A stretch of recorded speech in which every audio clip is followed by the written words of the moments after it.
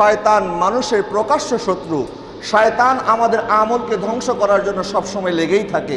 হয়তো আপনাকে নেক আমল করতে দিবে না, আবার যদি করেন ওইটা বরবাদ করার জন্য ষড়যন্ত্র করতে থাকবে। যেমন হযরত গাজ্জালী রহমতুল্লাহি আলাইহি ওনার ইহয়ায়ে উলুমুদ্দিনের মধ্যে এই ঘটনাটা বর্ণনা করেছেন। এক মানুষ ইবাদত করত, পাশে দেখলেন যে সেখানে গাছের পূজা হচ্ছে। উনি গাছের পূজা বন্ধ করার জন্য গাছ কাটার জন্য বের হয়েছে। শয়তান এসে ওনাকে ধোকা দিচ্ছে যে আপনি গাছ কাটেন না, আপনাকে তো আল্লাহ রসুল দায়িত্ব দিয়ে পাঠায়নি, আপনি কেন গাছ কাটতে যাবেন, আপনার ইবাদত আপনি করেন। উনি বলেন না, আমি গাছ কেটেই ছাড়বো। তখন শয়তান ওনার সাথে লড়াই শুরু করে দিল। উনি শয়তানের বুকের উপরে বসলো এবং বলল, গাছ কাটার আগে তোমাকে কেটে দেব। শয়তান তখন ওনাকে একটা ধোকা দেওয়ার চেষ্টা করলো, বলল, তোমাকে আমি প্রত্যেক দিন 2 দিনার করে দান করব। এই 2 দিনার দিয়ে তুমি মানুষকে দান করে দিও, এটা মানুষের সওয়াব হবে, মুসলমানদের লাভ হবে, গাছ কাটলে কি লাভ হবে।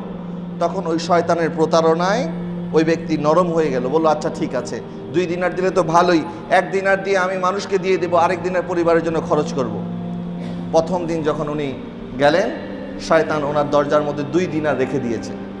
উনি 2 দিনার খরচ করে ফেললেন। দ্বিতীয় দিন আবার দেখলেন দিনার দরজার সামনে, সেটাও খরচ করলেন। তৃতীয় দিন দেখে আর দিনার নাই। উনি আবার ওই গাছ কাটার জন্য বের হয়েছে। মাঝখানে শয়তান এসে আবার ওনাকে ধরেছে। এখন শয়তানের সাথে ওনার লড়াই শুরু হয়েছে।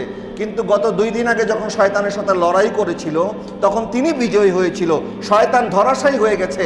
কিন্তু আজকে দেখছে তৃতীয় দিন উনি লড়াই করতে এসে উনি ধরাশায়ী হয়ে গেছে, শয়তান ওনার বুকের উপরে চেপে বসে গেছে। উনি বলছে, কি ব্যাপার, আজকে আমি কেন পারছি না? তখন শয়তান বলছে, কারণ 2 দিন আগে যখন তুমি ওই গাছ কাটার জন্য বের হয়েছিলে তখন তুমি একমাত্র আল্লাহর সন্তুষ্টির জন্য বের হয়েছিলে, তোমার অন্তরে আল্লাহর মহব্বত ছাড়া আর কিছুই ছিল না। কিন্তু আমি শয়তান তোমাকে প্রতারণা দিয়ে তোমার অন্তরের মধ্যে এই টাকার লোভ ঢুকিয়ে দিয়েছি, তোমার অন্তর কালো হয়ে গেছে, এই জন্য তুমি আমার সাথে পারো না। তাহলে বোঝা গেল আমাদের সমস্ত কিছু হতে হবে একমাত্র কার জন্য? ইন্না সালাতি ওয়া নুসুকি ওয়া মাহইয়ায়া ওয়া মামাতি লিল্লাহি রাব্বিল আলামিন। আমরা কাউকে ভালোবাসবো আল্লাহর সন্তুষ্টির জন্য। আল হুব্বু ফিল্লাহ ওয়াল বুগদু ফিল্লাহ। কারোর সাথে মহব্বত হবে আল্লাহর ওয়াস্তে, কারোর সাথে শত্রুতা হবে আল্লাহর ওয়াস্তে। হযরত আলী রাদিয়াল্লাহু তাআলা আনহু এক যুদ্ধের ময়দানে কাফেরদের সাথে তুমুল লড়াই হচ্ছে। এক কাফেরকে হযরত আলী ধরাশায়ী করে ফেলেছেন, এখনই কোপ দিলে মাথাটা দ্বিখণ্ডিত হয়ে যাবে। ওই মুহূর্তে ওই মুশরিক হযরত আলীর চেহারার মোবারকের মধ্যে থুতু নিক্ষেপ করলেন, নাউজুবিল্লাহ। এই নিক্ষেপ যখন ওনার মুখের মধ্যে করেছেন উনি তাকে ছেড়ে দিলেন। বলেন, কি ব্যাপার, আপনি আমাকে আঘাত করছেন না কেন? বলে, এতক্ষণ তোমার সাথে আমার লড়াই হচ্ছিল, এতক্ষণ হক এবং বাতিলের লড়াই হচ্ছিল, কিন্তু তুমি যখন আমার চেহারার মধ্যে থুতু দিয়েছ, এখন তোমার প্রতি আমার জিদটা গজবটা আরো বেড়ে গেছে। কিন্তু এতক্ষণ আমি আল্লাহর রাস্তায় তোমার বিরুদ্ধে জিহাদ করেছিলাম, কিন্তু এখন তুমি যখন আমাকে থুতু দিচ্ছ আমার ভিতরে জিদ তৈরি হয়ে গেছে।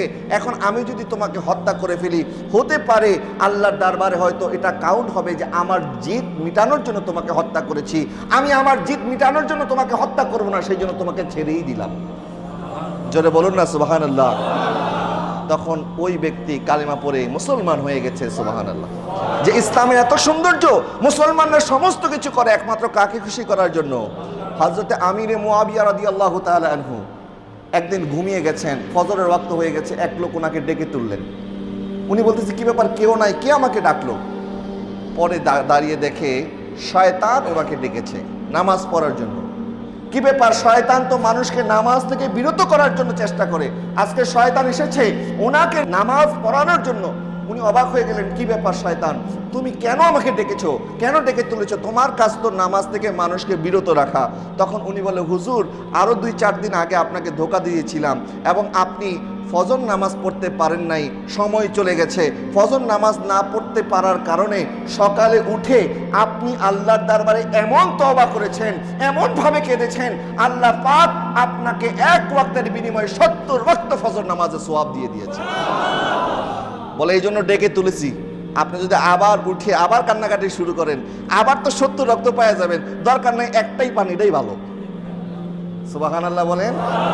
তাহলে শয়তানের কাজ হচ্ছে মানুষকে ধোঁকা দেওয়া, মানুষের ইবাদতকে নষ্ট করা। আল্লাহ সুবহানাহু ওয়া তাআলার দরবারে আমরা দোয়া করি, আল্লাহ পাক যেন আমাদের ইবাদত বন্দেগী একমাত্র আল্লাহর ওয়াস্তে কবুল করে, সকলে বলি আমিন।